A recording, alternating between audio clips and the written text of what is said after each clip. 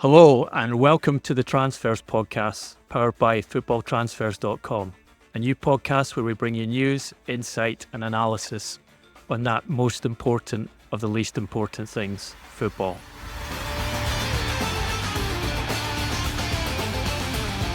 I'm Duncan Castles and I'm joined this week by one of European football's finest journalists, Executive Director of Portuguese newspaper Record, where he is a favourite employee of Cristiano Ronaldo, and an expert analyst on national TV. Having spent much of last month in his beautiful country, I can also vouch for the supreme quality of his Aveiro dessert recommendations, his Lisbon day tours, and his Atlantic Coast Airbnb. Welcome back to the Transfers Podcast, Sergio Krithinas.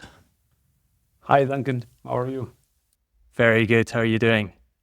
I'm fine. It's not an Airbnb. But it's a wonderful place to stay, and we really enjoyed our time there, as was your great tour of Lisbon. Special moment in our holiday. So our topic today is obvious. I think sporting coach Ruben Amorim, appointed head coach of Manchester United. His close friend and colleague Hugo Viana, appointed director of football at Manchester City. It's kind of a Portuguese takeover of Manchester, English and European football. Let's start, Sergio, with Ruben Amorim, the sixth man to try and sup from the poison chalice that has been post Sir Alex Ferguson, Manchester United.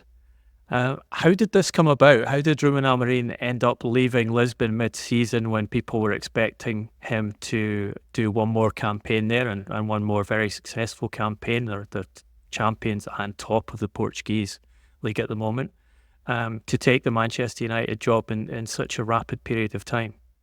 Yeah, it was a strange decision. I think a bit problematic for Sporting as well, because they were, in my opinion, they were clearly going to the league again. They were strongest team in Portugal until now, and they would easily win it, I think. And Amorim, I think he felt that this was the only chance he had to grab this opportunity of taking the Man United job. From what I know, Amorim doesn't want to extend too much his coaching career. He doesn't want it to be until his 60s. I think he wants to do it for another 10, 15 years, maybe not more than that. And probably felt that he had one opportunity to do it, and this was the opportunity he was waiting for. Actually, if you see what's Man United right now, it's a kind of job that's not very different from the job he took when he joined Sporting in 2020. Sporting was in a mess. It was less than 2 years after the academy attack, when the players were assaulted by a group of ultras in their own dressing room. Lots of players breached their contracts. Some of them returned, some others didn't. Bruno Fernandes was one of the players who broke the contract, and then he returned to Sporting.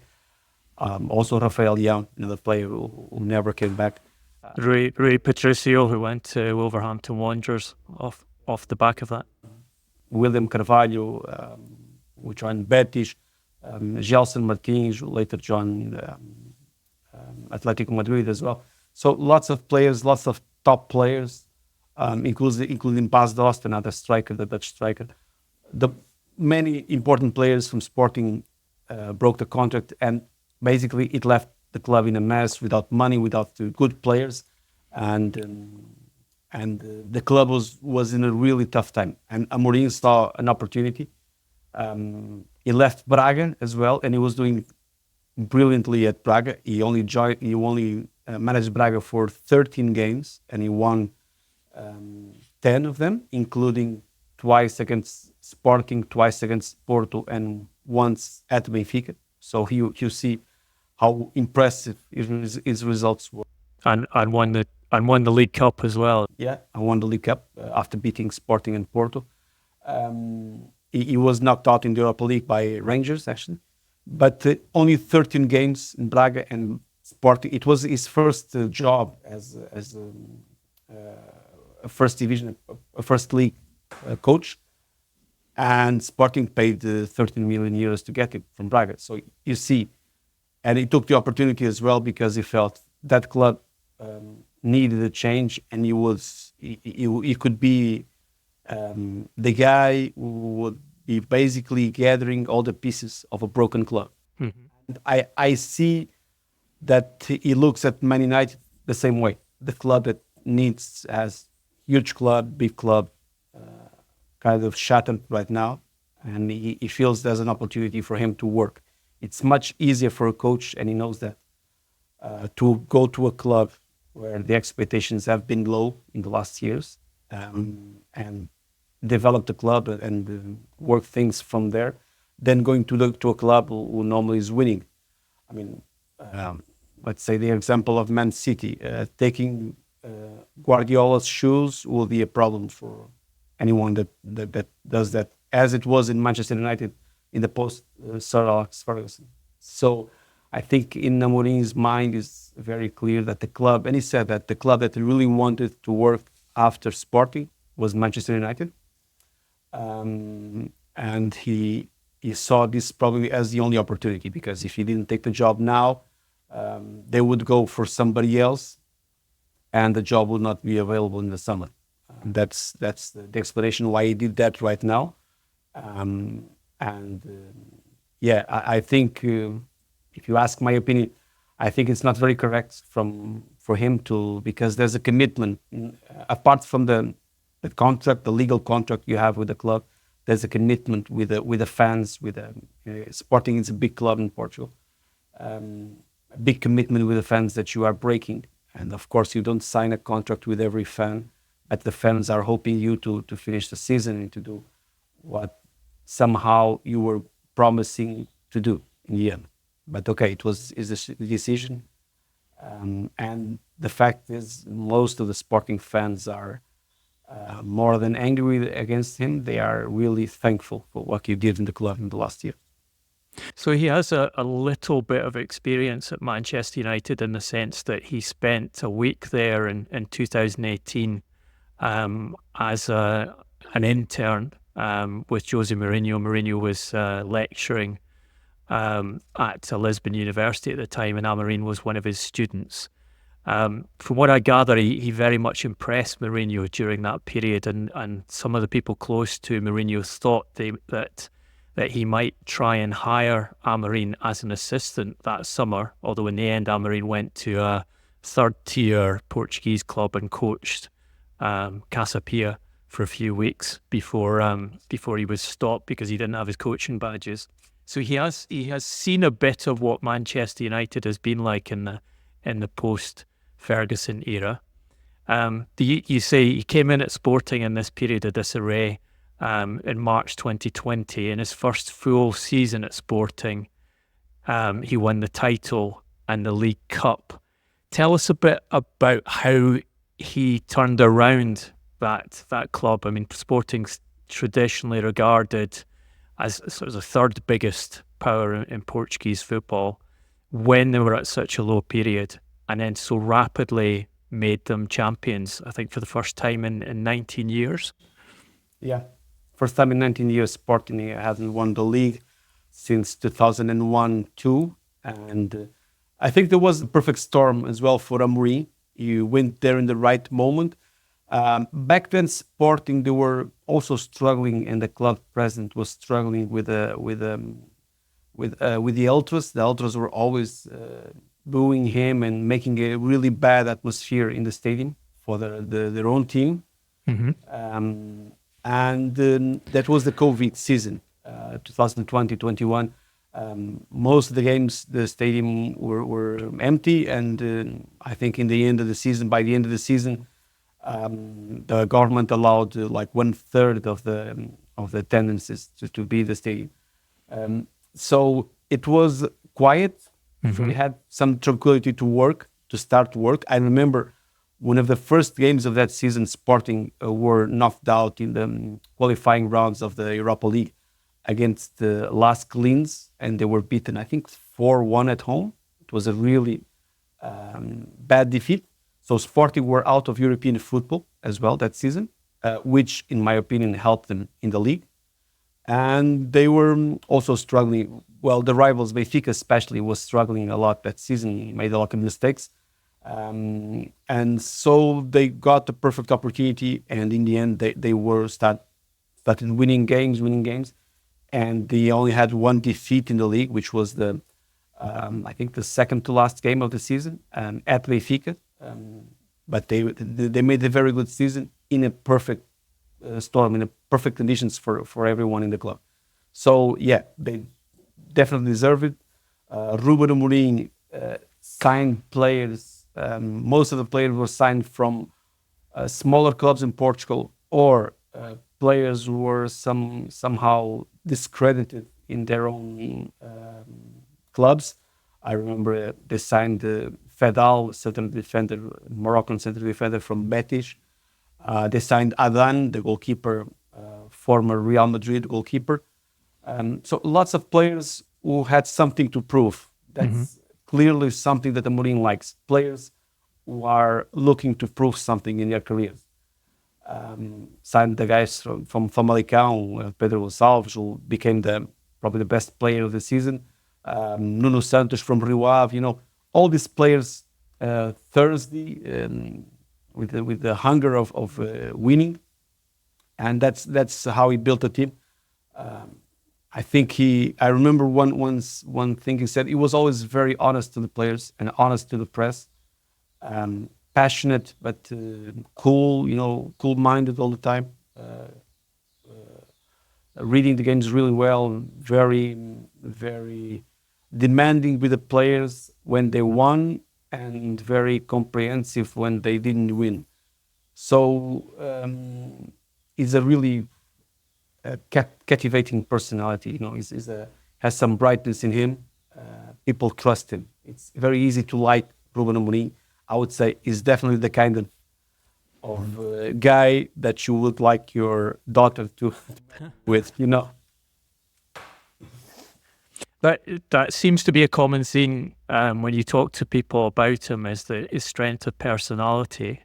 How important is that in his coaching, his ability to build a bond with players, get them to believe in themselves, get them to develop as players, and to get them to work as a team unit? Yeah, I think he's a very smart coach, in the sense that he prepares the games, he reads, he knows what's happening. He is good also. He has a good staff with him, from what I know. Young guys who have studied a lot of football. But the main thing about him is the way you can feel that confidence coming out of him. It's a kind of person that you trust him when you are with him. And if you see the footages that Man United released in the first days there, like I was watching a video of him talking to some employees in the club when he met some fans in the dressing room in the tour in Old Trafford. You see that somebody laughing, a big laugh always, a big smile all the time. Warm, he's really warm to people. People want to be close to him. And I think more than being a good coach, he's a good man, in the sense that people tend to trust him a lot. And also the players trust him a lot. The players are willing, as they were in Sporting, even though they were a bit disappointed because he was leaving the club earlier. The last 3 games, when they knew that he was leaving already, especially the last 2 games, I would say, Man City and Braga, you could feel that the players were really, really willing to fight for him and to give him 2 wins in the last games. So more than being a top coach, and I think he's a top coach, honestly. I really think he's a top strategics and preparing teams as well. He's a very intelligent, with a guy with a great emotional intelligence, a guy that knows how to talk to the players, how to talk to everyone in a football club, how to talk to the press as well. He's brilliant with the press. I'm not sure if you probably will lose something because English is not his his mother tongue, but he will definitely be a very, very interesting guy in the press conferences. Always being very, sometimes saying too many things, in the sense that he will speak his mind, definitely, but he will do it laughing and, with always with a good spirit.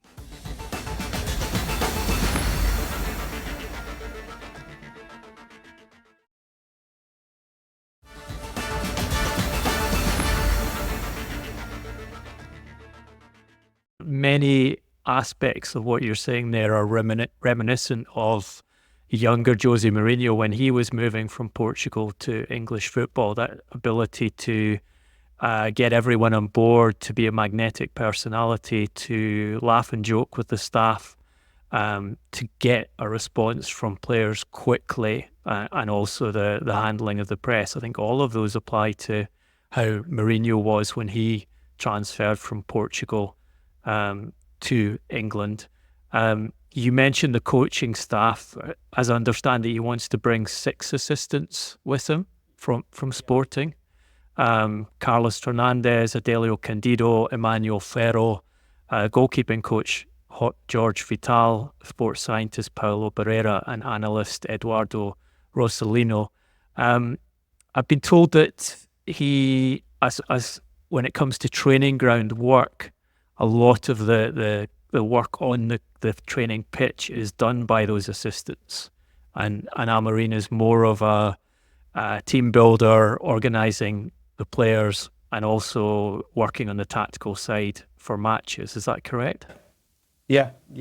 He has like one assistant who is analyzing and preparing set pieces. That's Adelio Candido. One assistant, I think Carlos Fernandez, is more concerned with the attacking moments, the attacking phase, and then he tries to split all the tasks in the team. So he does that, and they all always feel important. I remember it's not very common, but when Amorim got the awards of the best coach of the year in Portugal, he made a point of receiving the award and thanking the award with all the assistant coaches next to him. Okay. Like, this is my team, and he said it. I don't do it alone, so this is our award. Not taking himself the award, not taking himself all the credit. So he is aware that the guys who are working with him are important. Adelio Candido and Carlos Fernandez, they have been working with him since Casa Pia. They made all the same tour together. And Casa Pia, they were in that year in Portugal when Amorim started, and these guys made the same route as Amorim. And Fernandez, apparently, from what I know, I don't know them in person, but Carlos Fernandez, I hear is the big mind thinking football in that staff. So they are really, really important to the way Amorim works, because I think he's more managing the personalities and the egos in the team, then he leaves the details to guys that he really trusts. That's another interesting parallel to Mourinho. I remember his first press conference at Chelsea, when he made a point of introducing his assistant coaching staff and emphasising how important they were in his work, and then allowing the journalists to speak to them. And Rui Faria, his longtime assistant, and Andre Villas-Boas, who's now president of Porto, both highlighted by Mourinho there, and Mourinho talking about how it was a team exercise at the time. In terms of the way he will play football, he's been very consistent in his tactical approach at Sporting and Casa Pia and Braga. Tell us about how he likes to set his team up, and what we can expect to see from in terms of changes at Manchester United if he sticks with that approach there. It's funny that you do these comparisons with Mourinho. because before he started his coaching career, I remember a long interview with Amorim. Actually, he doesn't do exclusive interviews. In Portugal, he never did one exclusive interview after becoming a coach, but he did one before he started his career. And people were because he was playing with three in the back. He wanted to play like that from the beginning, and people thought he was more a Guardiola kind of coach. And himself, he said, no, I identify myself much more with Mourinho than I do with Guardiola.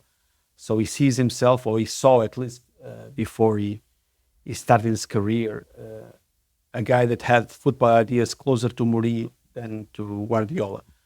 And before I answer your question about the way he plays, the Mourinho connection, it's I can see what you're. I can understand what you're saying when you compare him with young Jose Mourinho back in 2004, 20 years ago. But Amorim, I think is also, unlike Mourinho, who was always trying to find a common enemy outside of his team. Yeah. Could it be the referees, the rivals, Wenger, Benitez, I don't know, the calendar, whatever. Amorim doesn't do it. Amorim, he never complains about the referees, never. And sometimes the players are upset with him that he doesn't like. He will never explain a result by the referee, in the sense that he will never attack a referee. And he's very polite to referees, are very, very polite most of the times to the opponent managers, although sometimes especially in the first years, he was involved in some brawls and some arguments in the sideline. But in the end of the games, you will not see Amorim pointing a finger at someone because of a defeat or a bad result.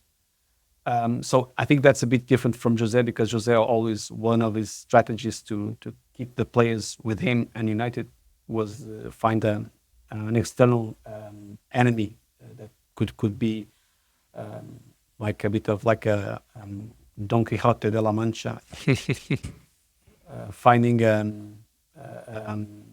mill that they could fight, right? A windmill that they could fight. About Amorim's footballing ideas. It's very clear for him. Like 3 in the back, 4 in the midfield, 3 up front. 3-4-3. His wing backs normally are really, most of the times they are wingers, and he has turned them into wing backs, but started from wingers. You could see that in Sporting. And did that this season with Giovanni Kenda, a 17-year-old kid, who's been playing most of the games in the left wing. They signed Maxi Araujo, Uruguayan left winger, started to play, actually scored against Manchester City. So he wants his wing backs to think as wingers. And then he has 2 midfielders who are box-to-box midfielders, very important players on the way that the team plays. And they Sporting, they have Morten Newman, a Danish midfielder who is a very good player, is a team captain after 1 season. He's very consistent. And there's something which is interesting about him. He likes left-footed players a lot. I was checking. Last season, two seasons ago, I think he had most of half of the squad were left-footed players. Right now in Sporting, there are 9 left-footed players in a 22 or 21 player squad. So it's a lot of left-footed players. And he likes, for instance, the right wing is a left-footed player. Actually, both of the right wings that normally play are left-footed players. Because he likes these players to be unpredictable in the way they pass the ball, because that way they can pass the ball in central zones, in central areas, and do movements in central areas, because he wants his teams most of the times to play in central areas. You'll never see his wingers going to You don't see that being often. A winger going to the goal line and get across to the box. You don't see that. Most of the times the wingers go inside. They play with lots of players in central positions, and it's been working really, really well for him. And he also, I understand, he likes to use, I guess you could describe them as inverted centre backs. He likes, in that line of three centre backs, he likes the right-sided centre back to be left-footed, left-sided centre back to be right-footed, so that they can play balls in towards the forwards and towards the centre of the pitch. Is that correct? Yeah, he does that often, especially because he had Gonçalo Inácio. He has Gonçalo Inácio Sporting. He had since the beginning.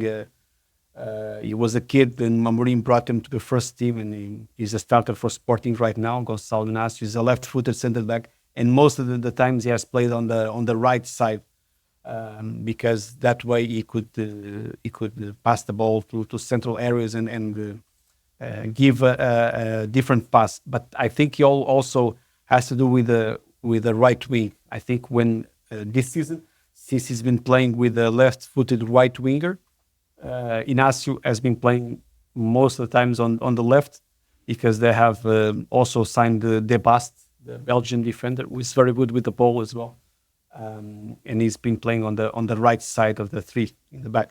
So things that have been changing, and Amorim has been developing the team season after season. He didn't keep the team as it was, because but you can see the kind of players he's been signing. The defenders have to be really good with the ball, really skillful.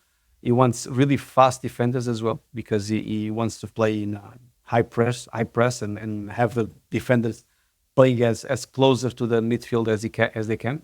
So he got Zino De Bast. He got also Jeremiah St-Just, a Dutch defender. They signed 2 years ago, but he's been injured most of the time, unfortunately, because he's a top player.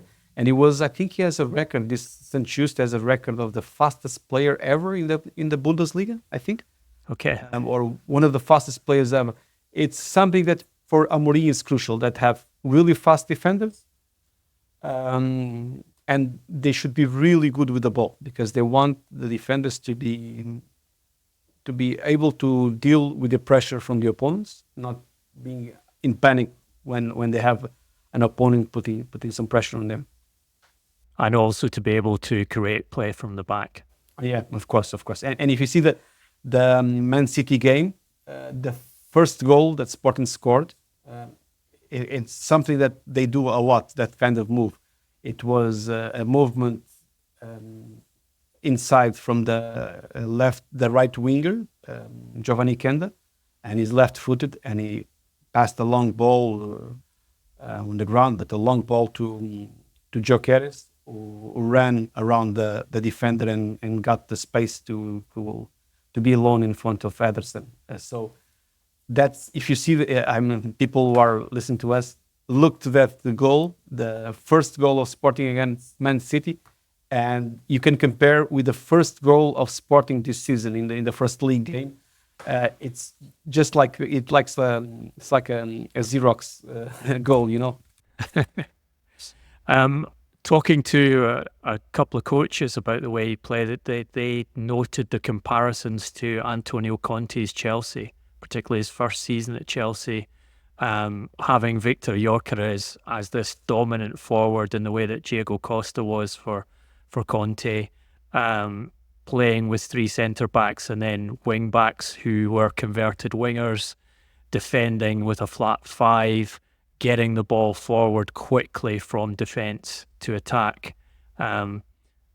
They see lots of similarities in that style of play, but kind of emphasised how fundamental Gyokeres was to the second title win for Ruben Amorim, because as you say, he won during the COVID season, slightly strange conditions, then second in the Portuguese league the season after that, then fourth, and then they come back and win the title last year and far ahead again this year. But would you caveat his success in Portugal by saying that part of it was down to having such a strong centre forward, a dominant centre forward in the league?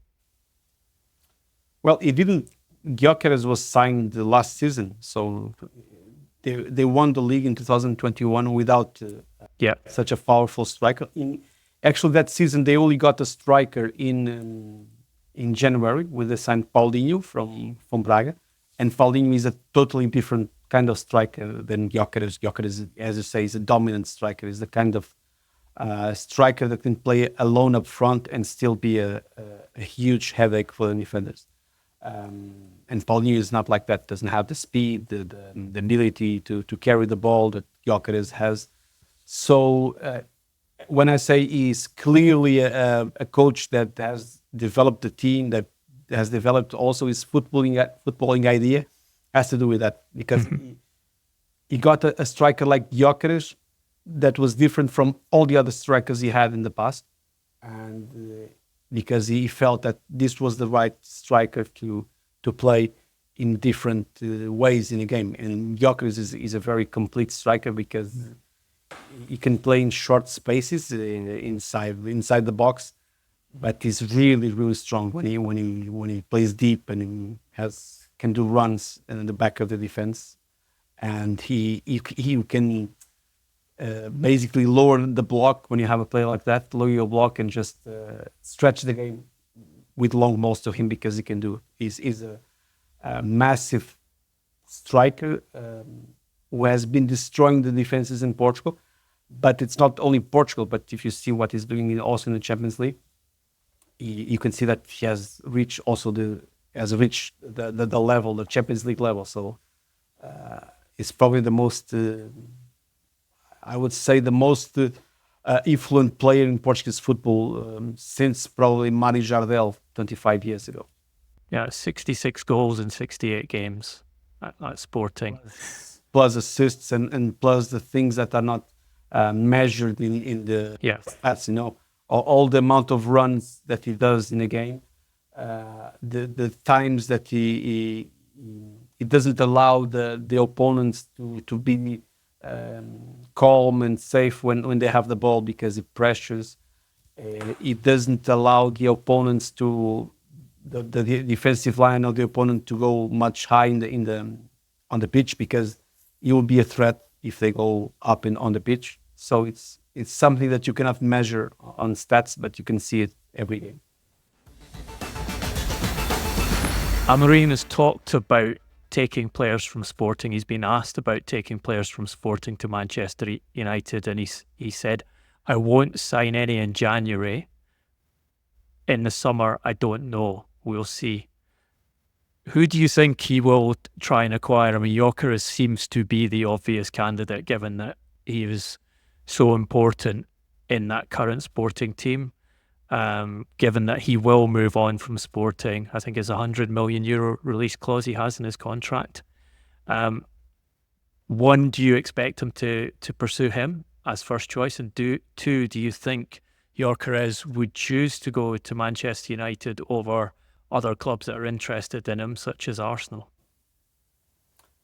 First, I think definitely Amorim would like to have Gyokeres on his team. Second part, I think Gyokeres is not very keen on Man United. I mean, the only reason, from what I know, Gyokeres would take Man United would be Amorim, because he loves Amorim, he likes him a lot. He's aware that Amorim knows how to take the best out of him. So that could be a big thing. But from what I know, Gyokeres is not very keen on taking that club, because he has all the top clubs in Europe are watching him. So I think Gyokeres would be happier overall in a different place. Not sure if Arsenal. I think it's probably would be a bit strange after spending so many years in England, after playing in 3 different British clubs, Brighton, Swansea and Coventry. That would be strange if English clubs, the richest English clubs, would come now to sign Gyokeres when he's 27. He will be 27 in the summer. for 100 million euros or something close to that. From what I know, there's a gentleman's agreement between Sporting and the player to release him around 80 million euros, 70 to 80 million euros.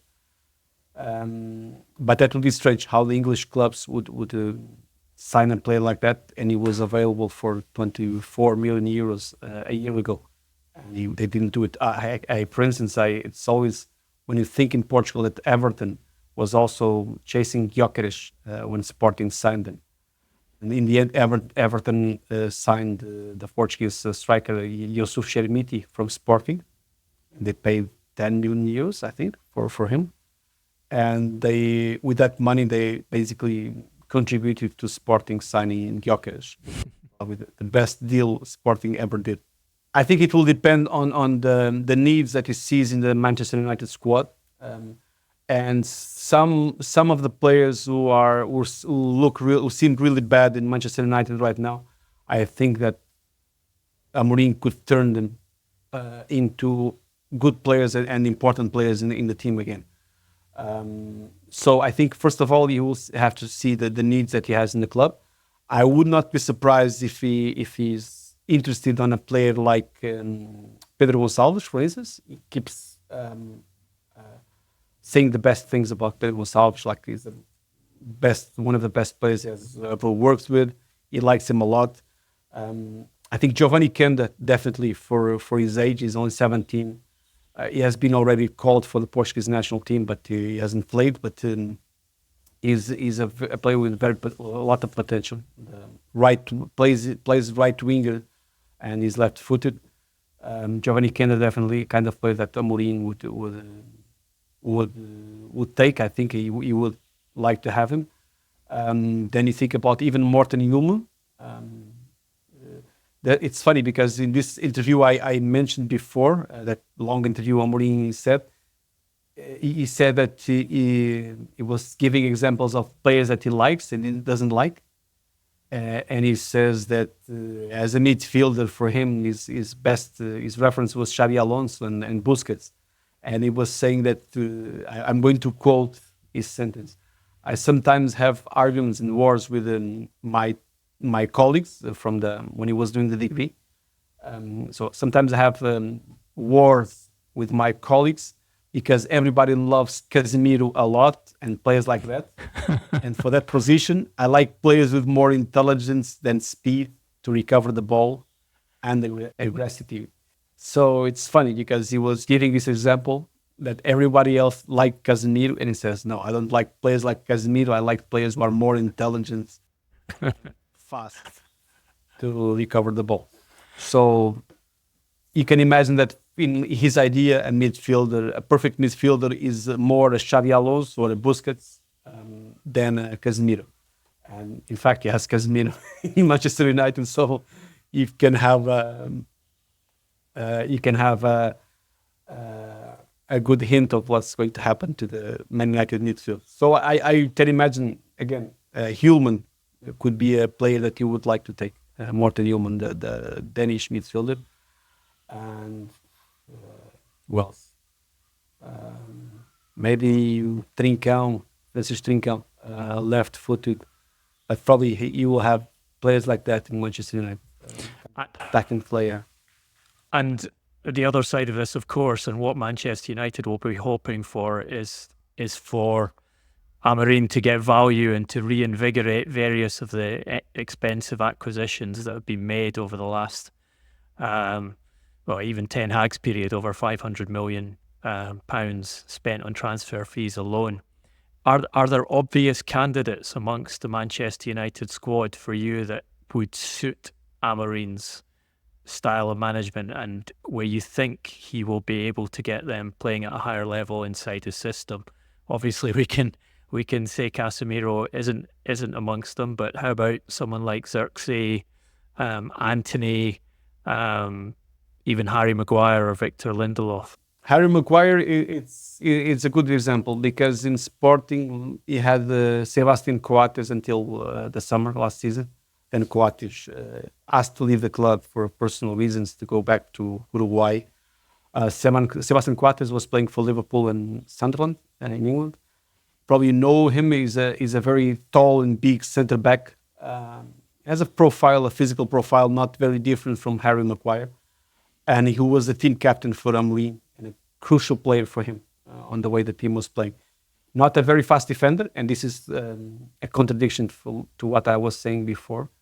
But he was really, really intelligent on his positioning. The way he was leading all the team, he was defining the offside line. The kind of player who would not be under pressure with the ball. Sometimes, especially when a team like Sporting plays at home in Portuguese league, they will meet opponents who are really low, defending really low, and a center back has the ball and he needs to attract the pressure from the opponents. And sometimes the opponents don't do pressure; they just leave the center back with the ball. And you must have a really experienced player to be calm, even when they feel the fans booing him because he's not passing the ball to the front, not starting the attack. And Coates was doing that, just holding the ball, waiting for the pressure from the opponent. I think you saw that recently in a Man City game, a Champions League Manchester City game, that the opponent was not pressuring high, and the defender was just with the ball, waiting for them to come. And Coates was a player that could do that. And so I think that maybe Harry Maguire, if he understands the game the way Amorim wants him to do, could be that man. In the line of three, could play as the center half. Mm-hmm. If he knows how to read the game, he position himself, plays like a defense leader. So physically, I think he has some qualities that Amorim saw also in Coates.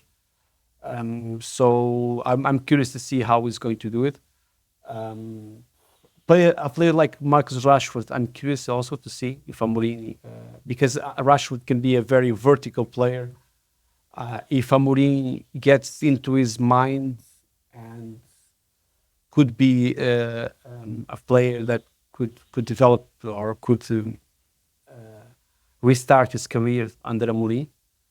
I'm curious to see where he's going to start with Bruno Fernandes, if Bruno Fernandes will be one of the two midfielders, or if he'll play Bruno Fernandes as a left winger, for instance, like he did with Pedro Gonçalves in Portugal, in Sporting, because Pedro Gonçalves was also a midfielder in Famalicão, a number 8 box-to-box midfielder, and in Sporting he gradually became an attacking player, a left winger.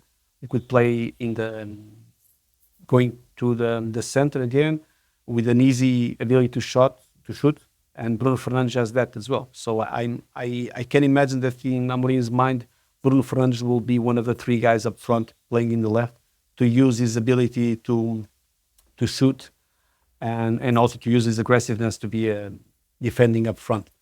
So I'm curious. He has worked with the Ugarte and Sporting as well. So Ugarte, I think, is the kind of player that Amorim likes. And I don't know. I think he could have a good chance of playing with Amorim. Anthony, I don't know. I would be surprised if Anthony becomes one of Amorim's favorites, but it's a matter. I think that will be a matter of personality as well. And how does Amorim work when it comes to signing players? I think something that's maybe not been all that well noted is the family relationship he has with Antero Henrique, former sports director of Paris Saint-Germain and very influential in Qatar football, former sports director of Porto. He's the brother-in-law of Amorim's wife, and I understand played a significant role in pushing Amorim's profile in European football and also in arranging the job process with Manchester United. Well, he had a really strong connection as well with Hugo Viana, the sporting director, close friends. So it was easier for him to work because they had similar football ideas. Of course, there's a connection. The agent of Ruben Amorim is a guy that used to be working with Antero Henrique. Antero Henrique is married to Ruben Amorim's wife's sister, so they are actually brothers-in-law. And Amorim has joked about it as well publicly. That my brother-in-law, we discuss football in Christmas because he can even joke with things that are sometimes a bit trickier because Antero Henrique is very connected to Porto. Yeah, And people were always putting some suspicions on these connections. In the last season, Sporting has not signed many players, but they were spending a lot of money in few players. Last season, they only spent money on 3 players. They signed 3 players: Gyokeres, Hjulmand. Gyokeres was 24 million euros, which was the club record signing for Sporting. Hjulmand was 20 million euros. And a Spanish right back, Ivan Fresneda, for 13 million euros. And that was all they signed in the summer. So that's, I think, the logic. He is going to probably try to get the players he really wants. And we had some, we call it in Portugal, soap operas, because they were really long stories in the press. When Sporting signed Gyokeres, they were like 2 months chasing Gyokeres, and every day, they are closer, and now they are not so close, and now they are closer again. And it was a huge soap opera. And in the last summer, there was another soap opera with Ioannidis, striker. They wanted to sign from Panathinaikos, a Greek striker, and they were. I think that the first time it came out in the press was in May, and we were talking about Ioannidis from May until, I would say, August 28th or something. So when he wants a player, he's going until the end for the player. And I remember the 21-22 season, Sporting were planning the season with Mateus Nunes. And so they released some players because they wanted to keep Mateus Nunes in the end. But Wolverhampton came and signed Mateus Nunes. And when he was really upset with that, he went critical to the board in the media. He was complaining about the decision. And Sporting signed players to replace Mateus Nunes, but they signed players who were clearly not Amorim's cup of tea. Players that didn't fit Amorim's ideas, and it was a disaster for them. They finished 4th in the league, and the players who they signed to replace Mateus Nunes, they never played for Sporting. They were not players that helped the team. So clearly in his mind, in Amorim's mind, it's better to wait for the perfect player than to sign one player. He will always be chasing the player that he wants, his first choice, until the limit. So let's talk about the guy who's been a sporting director through the entire period at Sporting, a successful spell at the Portuguese club, and who's now going to replace Cheeky Bergeristan as Manchester City's director of football. It's Hugo Viana. We've heard the two of them had a great relationship working together. Are you surprised that they've split up in this move to English football and they're going to opposite sides of Manchester? And how do you expect Viana, who's young, 41 years of age, only really worked at one club, had a brief spell at Belenenses, but has been at Sporting since 2018, winning 2 league titles, 3 league cups, and 1 Portuguese cup. How do you expect him to make the transition from Portuguese football to one of the biggest clubs in Europe, Manchester City? It's tough, probably, especially taking the job of such a successful sporting director as Cheeky Bergeristan is. It will be tough. Of course, he's going to join a club where money is not a problem. And I think he's also smart enough, intelligent enough to understand and adapt to the ideas of the manager. And let's assume the manager will be Pep Guardiola, and I think it will be, from what I know.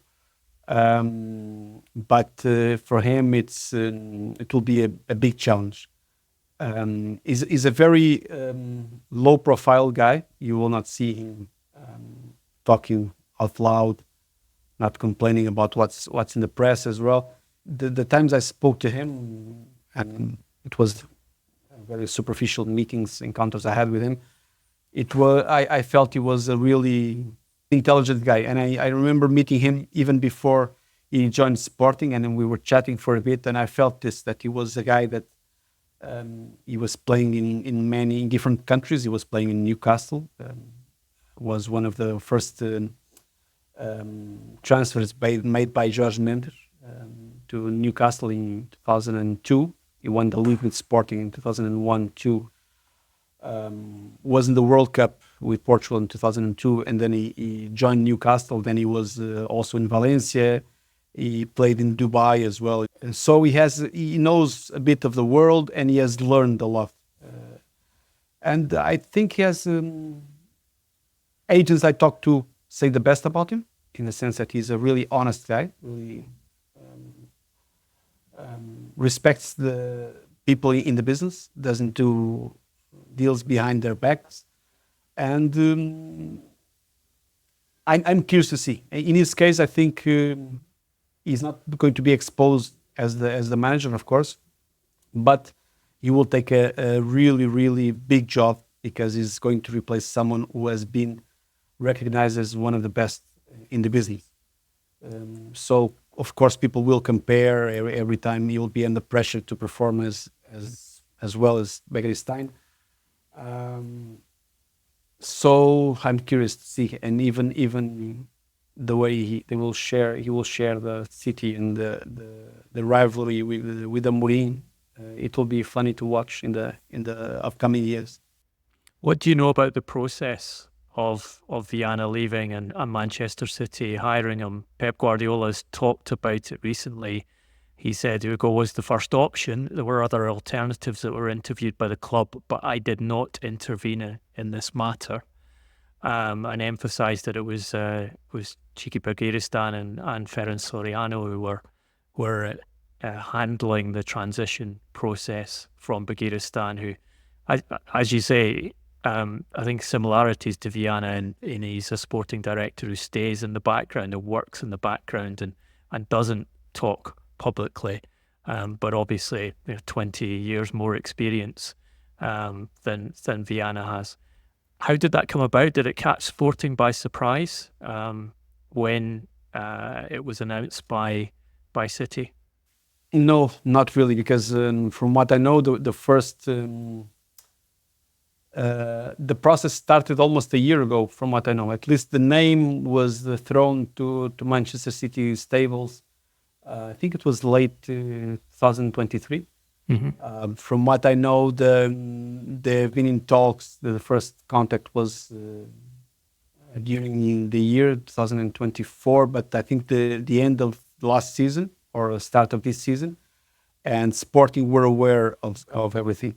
And I think in the summer there was they were close to an agreement in the summer. It was already clear that things were going to happen.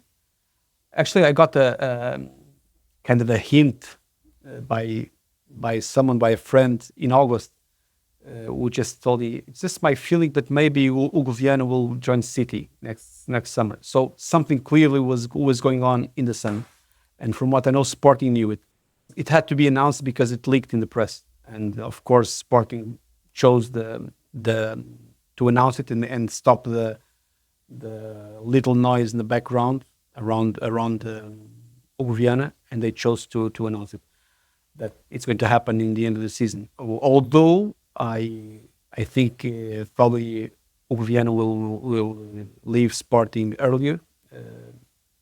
I think it may happen in February after the transfer window, in the winter transfer window, and he could leave Sporting and work exclusively for Manchester City to start his process of adapting himself.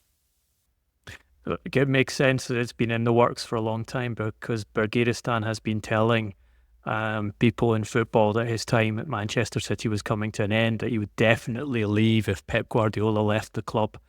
and that he wanted to exit Manchester City, and they've obviously taken the strategic approach of involving Bagiristan in finding his replacement, which again makes sense from a City perspective, because above him you have Khaldoon Mubarak, who's not going to be the person to go and decide who the best sports directors in football are. The Manchester City's way of working has always been to delegate to football experts and allow them to lead the process. So this way of bringing the new sports director fits with past behaviour. In terms of his time at Sporting and in terms of his recruitment, who would you highlight as his biggest successes and biggest failures as transfers coming into the Portuguese club? Again, Morten Newman, he was a player signed by Hugo Viana. Even Ruben Amorim said he was not totally convinced by Morten Newman. Okay. He was a player that Hugo Viana pushed to Sporting, and he convinced Amorim that he would be the right fit for the midfield. And after some weeks, some months, Amorim was totally okay. This is the player I really needed. So definitely, Hugo Viana pushed Morten Newman until the end, and he was right. After one season, he became the club captain, and he's been a crucial player on the way Sporting plays. So that's probably the best example of a player that worked really well with Hugo Viana. And if you want the opposite, probably I can remember Ruben Vinagre, left back. Sporting signed, I think it was from Wolves. He was playing in Wolves, and it didn't work well, not at all for Sporting. The 23-year-old player, he was an expensive player. They paid. He was a Wolves player, and Sporting signed him. And he just basically didn't fit what Sporting wanted, and they paid 10 million euros for him, which was a lot of money back then. And he was not a winger as Amorim wants. He's a typical fullback, not a winger that could play easily in a 3-4-3 system.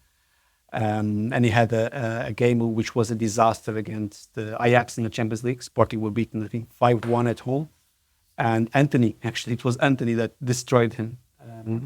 And after that game, he never had a proper chance at Sporting, and he left the club. Right now he's playing in Poland, in Legia Warsaw.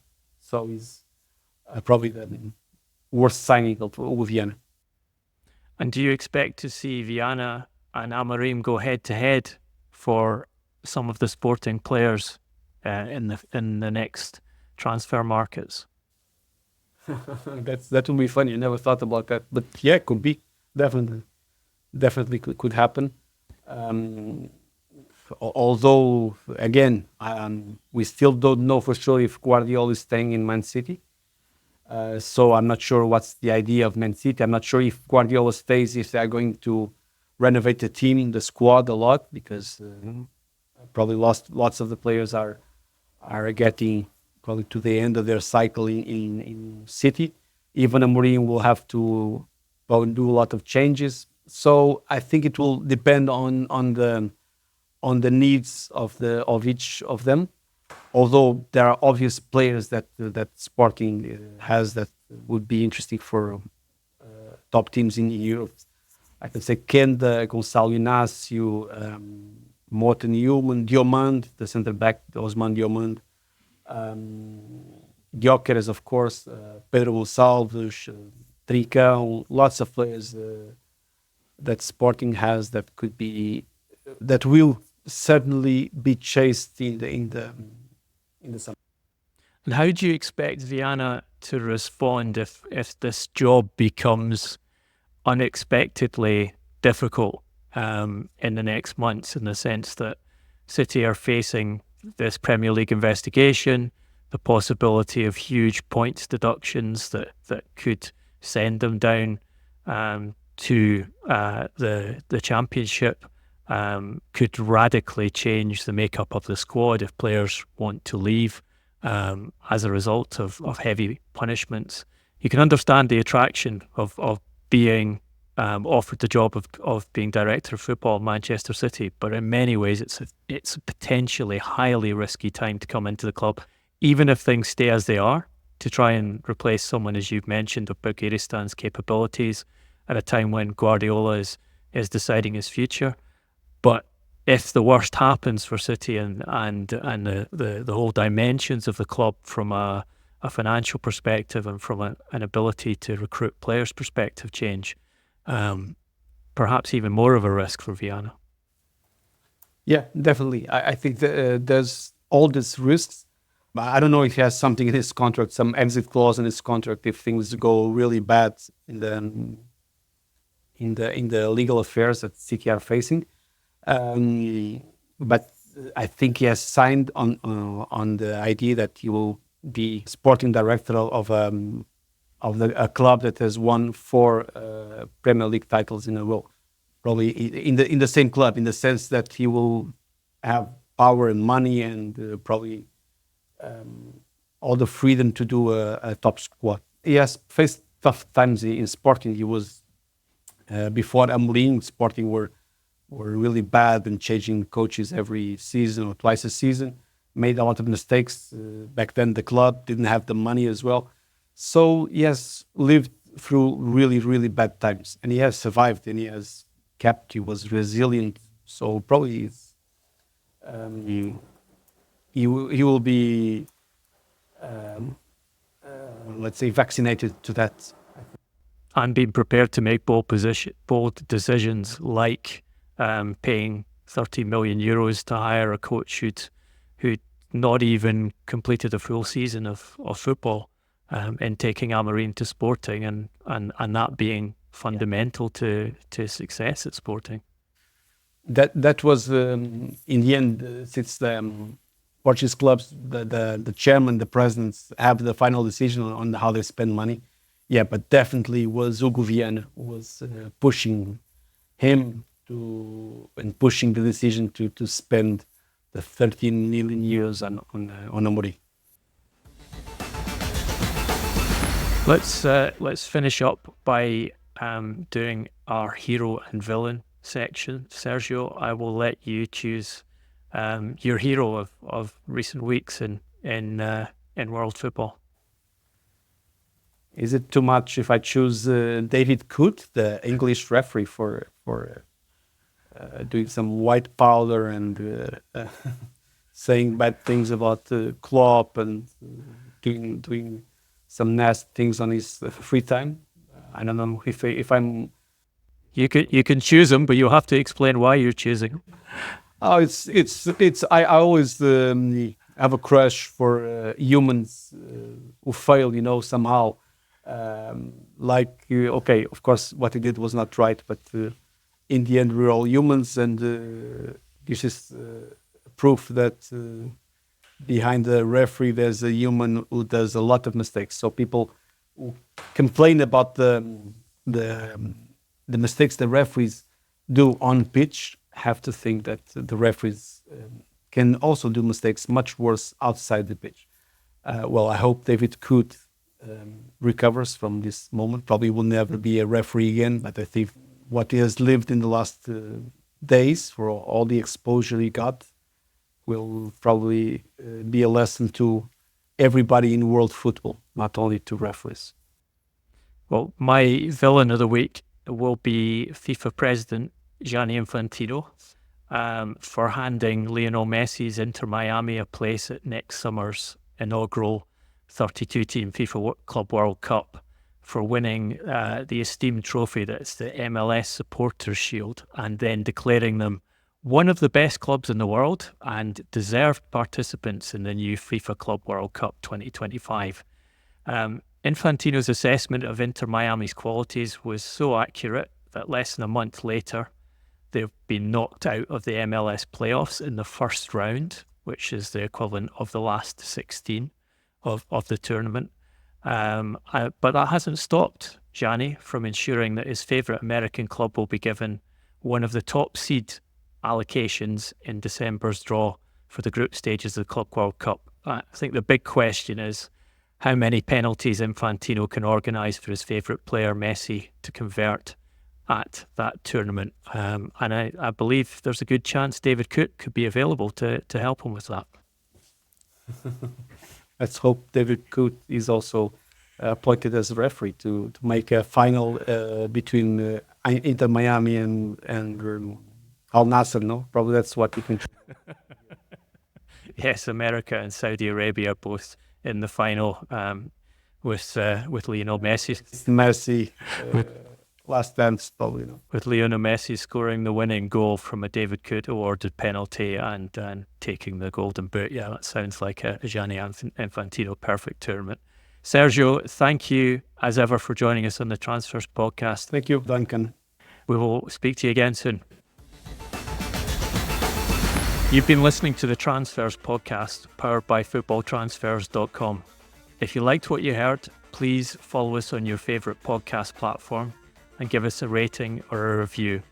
Your support helps build a bigger audience and bring you more news, analysis and insight.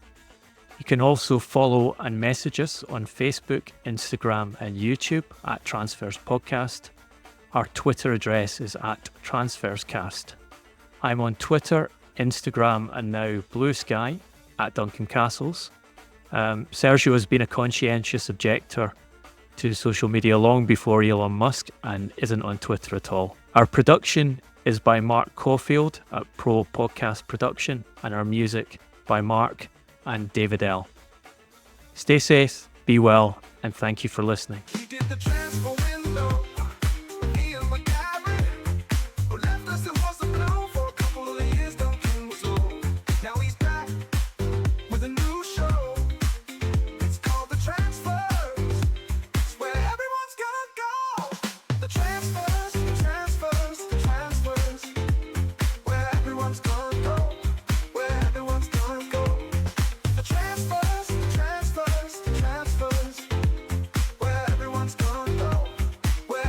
Can't go. Where everyone's gonna go. Where everyone's gonna go. Where everyone's gonna go. Where everyone's gonna go.